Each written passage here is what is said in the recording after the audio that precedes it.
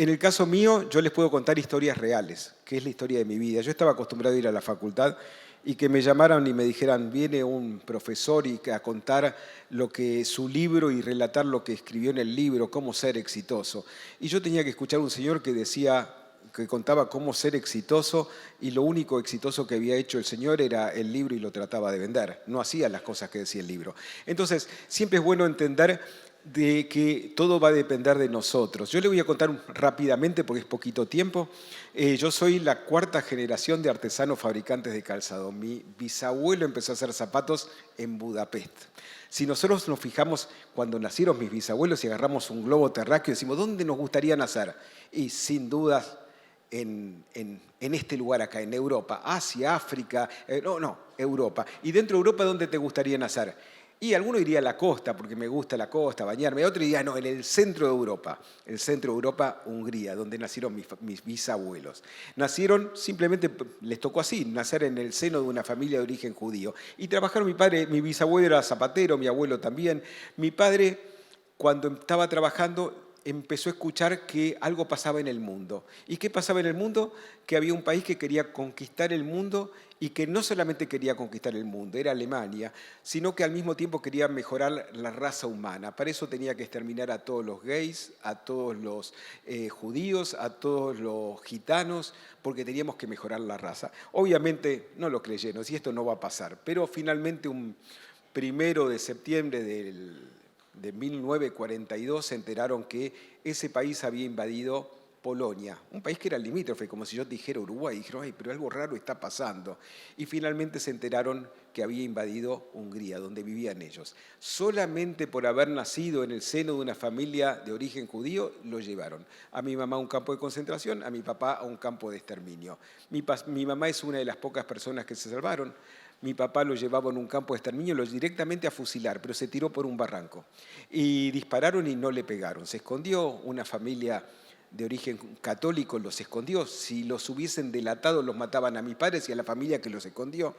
Luego se unieron al ejército ruso para la salvación, porque la guerra termina cuando llega, por un lado Estados Unidos, por otro lado Inglaterra y por otro lado Rusia, a liberar Europa, que estaba tomada por los alemanes. Y finalmente mi padre se hace pasar por médico para poder ayudar. Siempre contaba mi papá que se hizo pasar por médico. Entonces la forma de salvarle la vida a mucha gente que tenía heridas de bala, no había penicilina, era cortarle la pierna o el brazo. Y la función de él era agarrarle muy fuerte la pierna cuando otra persona, el cirujano, le cortaba la pierna. Y eso para salvar. Y me contaba mi padre que muchas veces no había ni siquiera anestesia, con lo cual todavía recordaba los gritos de esa persona que le estaban salvando la vida. Pero finalmente Hungría termina liberada primero por el ejército ruso, así como en Alemania llegó Alemania del Este y del Oeste, hicieron una gran muralla. Bueno, acá no, acá el muro de Berlín habían hecho, bueno, acá todo quedó en poder de Rusia. Con lo cual, cuando volvieron y se encontraron en Hungría, se encontraron con que la fábrica de mi bisabuelo, mi abuelo y mi papá era de la gente. ¿Por qué? Porque en el comunismo no hay actividad privada y todo es de la gente, no del Estado, de la gente. Con lo cual habían perdido absolutamente todo ese mismo día. Hay una votación para votar a favor o en contra del Partido Comunista y mi padre decide votar en contra, pero para eso tenía que ir a una sala aparte y buscar la boleta, con lo cual esa misma noche se escaparon con mi mamá, que estaba embarazada de 8 meses, de quien hoy es mi hermana, pasaron a Checoslovaquia en un bote de remos, de ahí pasaron a Austria, en Austria nació mi hermana, llegaron a Génova y 2 países le ofrecieron asilo político. Uno era Argentina y el otro era Australia. Vinieron a Argentina solamente porque el primer barco que salía iba a Argentina. Y entonces llegaron a Argentina sin conocer la cultura, sin conocer el idioma, no sabían ni siquiera dónde iban. Y la verdad es que mi padre aprendió a decir con un diccionario, tenga la bondad de darme fuego, y mi madre aprendió a decir, un cuarto de sémola, por favor, que era lo que iba a necesitar para darle de comer a quien hoy es mi hermana. Llegaron en 1950. Mi padre era diseñador. Cuando llega acá, obviamente, Argentina estaba esperando que llegue toda la gente que llegaba de Europa. ¿Por qué razón? Porque traían conocimiento, algo nuevo, eran ingenieros, médicos, diseñadores. Y mi padre llega a Argentina y lo primero que hace es su primer gran fracaso. Hizo la primer bota que se hizo en Argentina, la hizo mi padre en 1950. ¿Para eso qué hacía?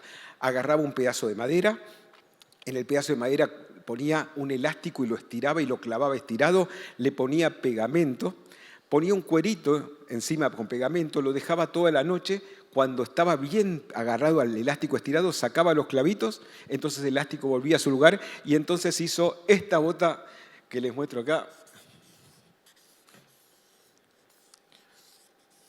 ¿Así? Y esto era del cuero estirado. O sea, acá no había cierre, no había nada, simplemente era una media bota.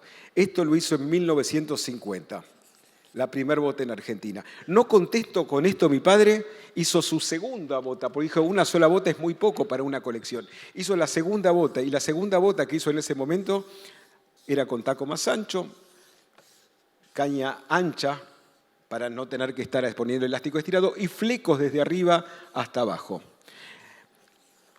Esto en 1950 le decían, Sarcani, usted está completamente loco, una mujer nunca va a usar una bota, la bota va a dar reminiscencia militar, el clima acá es húmedo, no es seco como en Europa, una mujer jamás va a usar una bota. Y tenían razón, no vendió una sola bota. No contento con eso, hizo su segundo gran fracaso.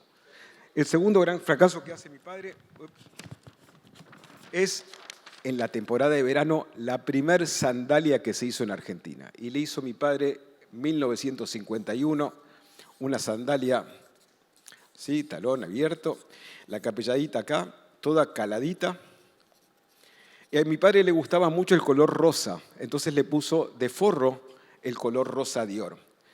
Sarcani, usted está completamente loco, una mujer nunca va a usar sandalias, ¿cómo va a mostrar los pies? Los dedos son feos, es demasiado agresivo, y no vendió ninguna de estas sandalias.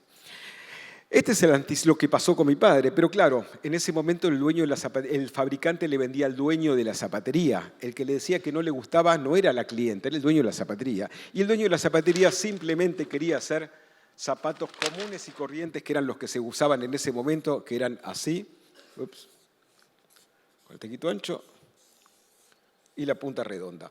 Y esto lo hizo mi padre durante 10 años, el zapato clásico, negro, marrón y azul. Si la temporada era muy buena, le pedían más. Si la temporada era mala, le pedían menos en la temporada siguiente, pues no había vendido. Si uno era talentoso y por ahí le hacía un cortecito, le hacía negro con charol negro, o le hacía el taco finito, o si pensaba le hacía un taco carretelli, así como si fuera una reminiscencia española, o le ponía tal vez una hebillita acá, o, ¿quién te dice? Le hacía como si fuera un estribo acá y lo hacía como una especie de mocasín zapato, pero no pasaba de esto. Yo nací en 1960, hace ya 65 años. Y entonces, desde los 4 años, mi papá me llevaba a la fábrica de zapatos donde yo clavaba clavitos en las mesitas. Y esa era la forma de hacer. Al lado de cada artesano, un artesanito, un artesano, un artesanito. Era el hijo.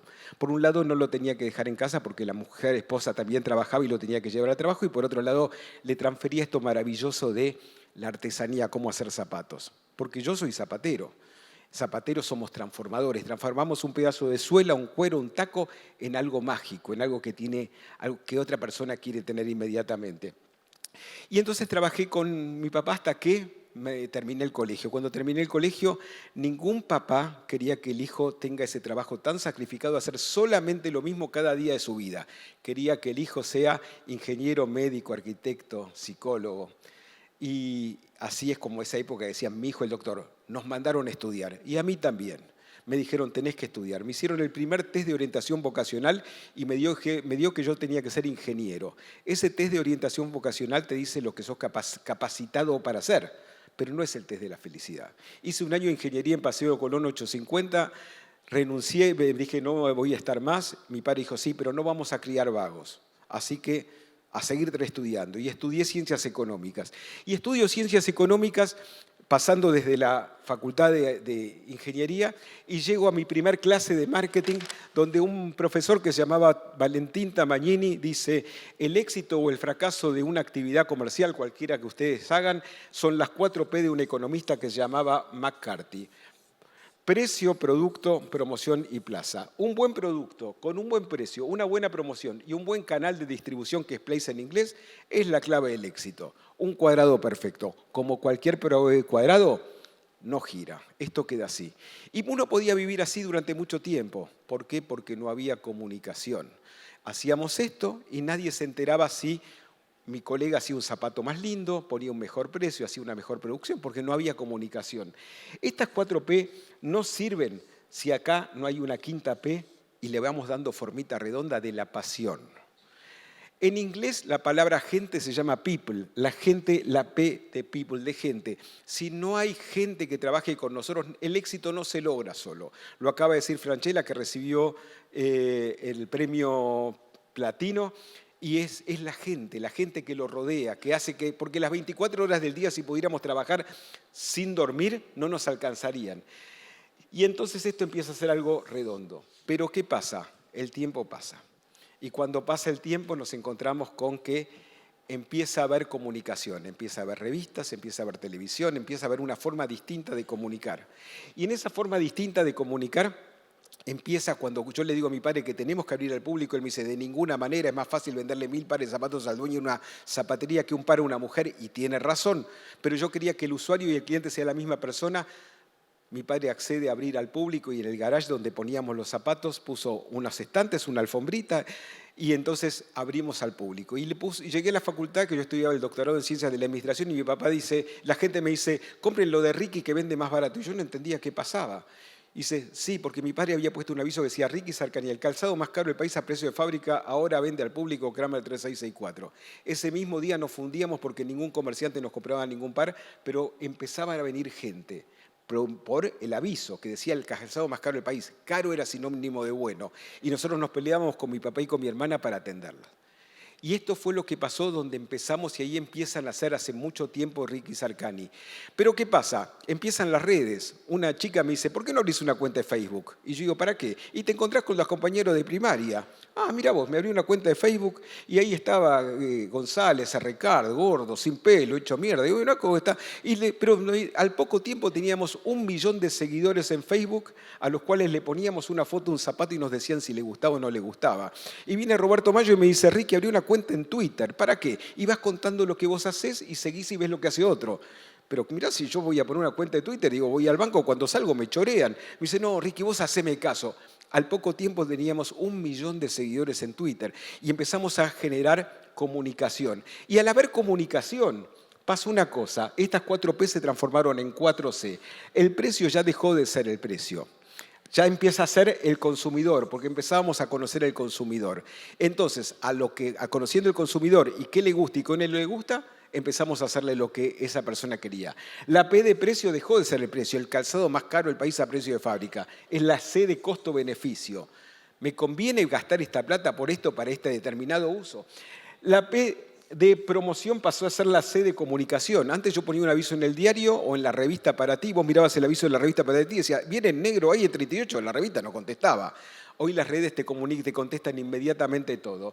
Y la P de canal de venta es la C de conveniencia. ¿Cuándo y cómo le conviene comprar a la persona?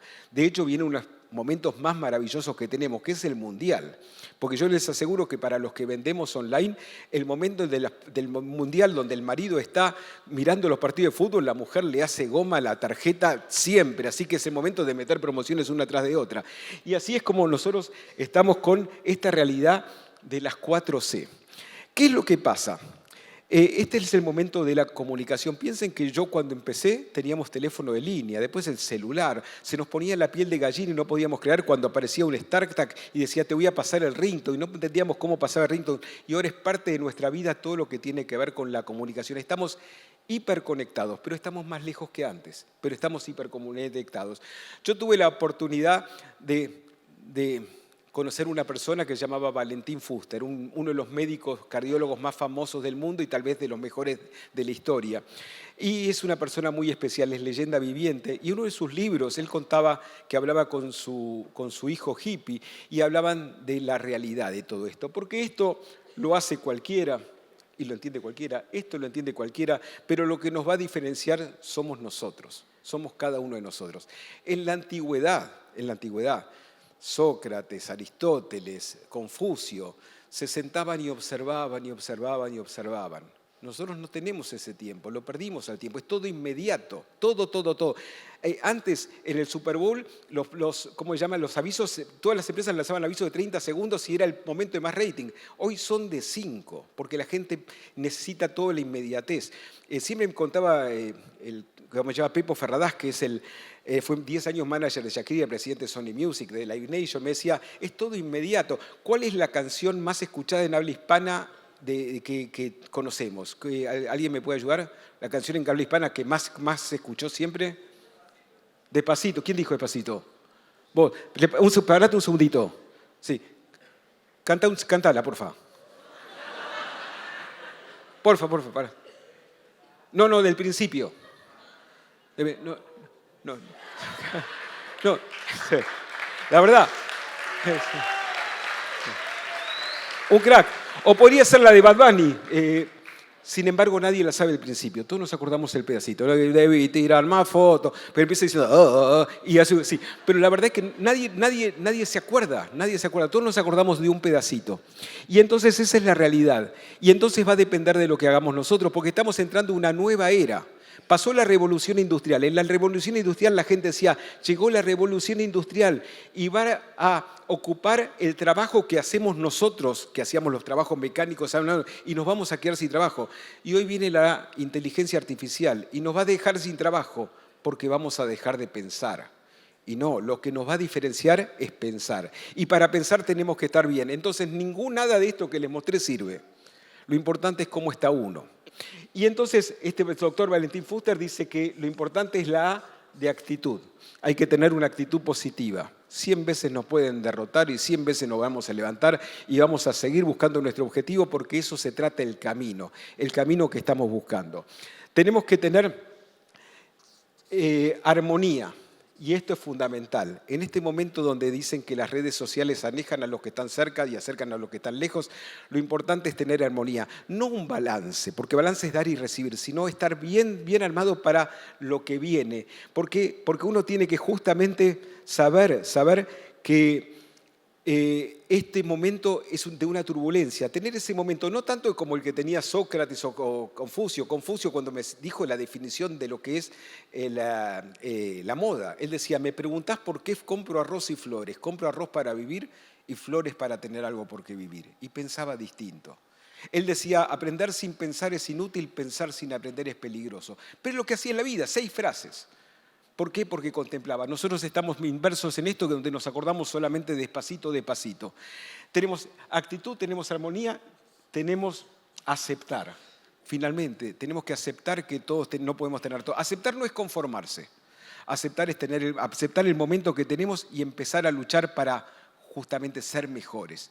Finalmente, la última A es la A de altruismo. Altruismo es mucho más lindo dar que recibir. Cuando nosotros decimos dar, inmediatamente nos llevamos a la mano al bolsillo y pensamos que nos están pidiendo plata, pero nadie dijo plata.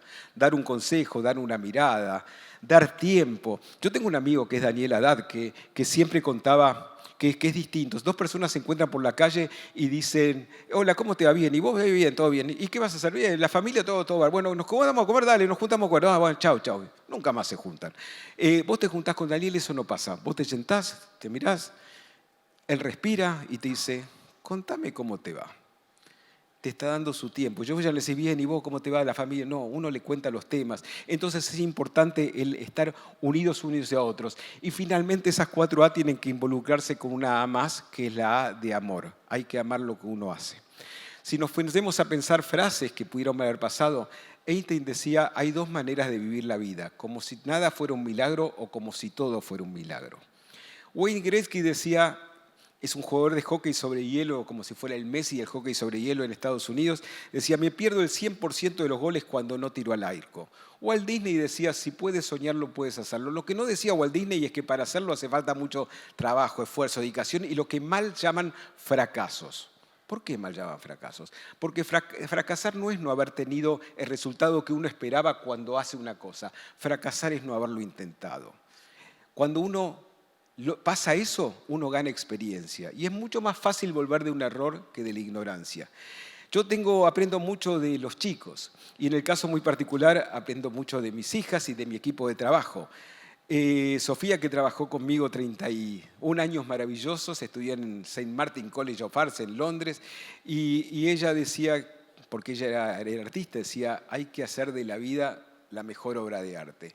Y nosotros nacimos para ser protagonistas de la vida. Estar acá hablando. Me encantaría pronto que ustedes acá estén contándonos a nosotros todos lo que lograron en la vida, que no se trata más que de dejar el momento que tenemos y empezarlo a hacerlo, porque todo lo que pueden hacer lo tienen que empezar ya mismo. Es un momento muy especial donde todo está por hacer. Lo que decimos siempre nosotros es lo mejor está por venir. Lo repetimos y eso es lo que pasa siempre. Bueno, muchísimas gracias a todos.